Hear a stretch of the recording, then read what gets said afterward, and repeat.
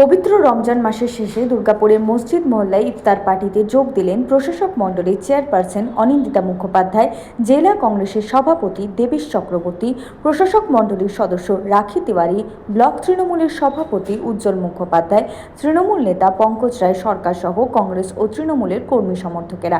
অনুভূতি সারা বছর আমরা অপেক্ষা করি।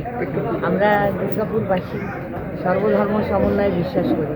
ওনারাও যেরকম দেখি যে দুর্গাপুজোর সময় মায়ের দোলা আনতে যাচ্ছে, এমনি যখন ওনাদের ইফতার পার্টি হয় তখন আমরা এসে আমাদের সমস্ত ভাই বোনেদের সঙ্গে সংখ্যালঘু মিলেমিশে একসাথে বসে আমরা ইফতার পার্টি করি, যখন ওনারা সারা দিন রোজা রেখে উদযাপন করেন সন্ধেবেলায়। এটা আমাদের কাছে অত্যন্ত সৌভাগ্যের বিষয়। মসজিদ মহল্লা থেকে যে ওনারা এটা আয়োজন করেছেন তাতে আমরা আমন্ত্রিত হয়েছি এবং এখানে এসে অত্যন্ত আনন্দিত, নিজেদের ধন্য মনে করছি। সনাতন গড়াই 99 নিউজ বাংলা, দুর্গাপুর।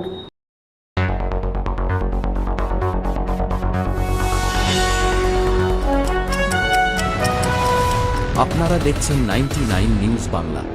বদলাবো আমরা।